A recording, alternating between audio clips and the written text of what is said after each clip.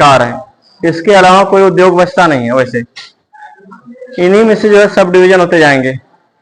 Automobile sector की जो industry है ये इन्हीं किसी में जो है डिवाइड हो जाएगी। मान लो स्वामित्व के आधार पर डिवाइड हो जाएगी। सरकार की है तो सरकारी, किसी संस्था की है, व्यक्ति की है तो उसकी हो जाएगी। अब मैं एक एक करके पूरे को बता दे रहा हूं। इसमें से रटने के लिए तुम्हारे पास कुछ भी नहीं है। जैसे कल भी कुछ नहीं था कि आधुनिक उद्योग की विशेषताएं लिखी है, तो उसमें हमने 4-5 बातें बताए थे कि आधुनिक उद्योग में जो है ऊर्जा की जरूरत होती है, स्किल की विशेषता पाई जाती है सभी उद्योगों में अलग अलग। उसके लिए उसमें यंत्रीकरण है। आज के उद्योग में, पहले के उद्योग में यंत्रीकरण नहीं थे, मशीनें नहीं थी, सभी चीजें हैं। तो सबसे पहले यहां पर है आकार के आधार पर उद्योगों का वर्गीकरण, classification of industry on the basis of size. ठीक है, आकार के आधार पर उद्योगों का वर्गीकरण, classification of industry on the basis of size. First is that, पहला क्या है इसमें, कुटीर उद्योग। दूसरा है छोटे पैमाने के उद्योग, स्मॉल स्केल इंडस्ट्री।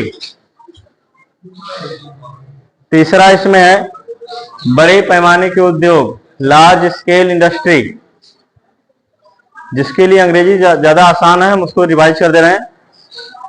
ठीक है, कुटीर उद्योग, छोटे पैमाने के उद्योग, बड़े पैमाने के उद्योग।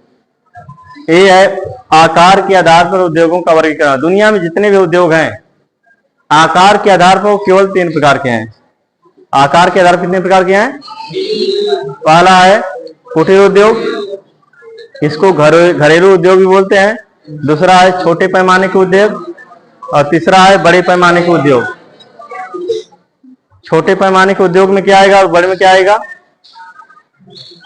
इसके एग्जांपल्स क्या होंगे?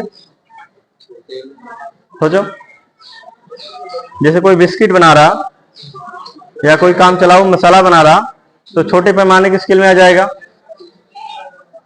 और भारत में जैसे रेल के इंजन बनाए जा रहे हैं, रेल इंजन या मोटर कार बनाई जा रही, यह लार्ज स्केल है, इसका स्केल बड़ा है। जैसे मुंशी मसाले की बात किया जाए तो ये बनारस में नहीं बिकता है। यह स्मॉल स्केल इंडस्ट्री हो सकती है, लोकल एरिया की, क्षेत्रीय हो सकती है, लेकिन जो बड़ी चीजें हैं हर जगह मिल जाएंगी। दवा की कंपनियां जो